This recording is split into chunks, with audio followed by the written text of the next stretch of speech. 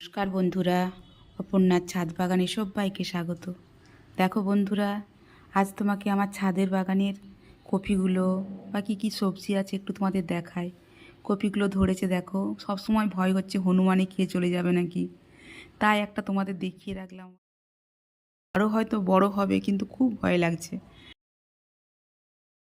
তাই তোমাদের দেখালাম। ফুলকপি, টমেটো, যা যা সবজি হয়েছে যেটুকু পারছি তুলে ধরছি, তোমরা দেখো।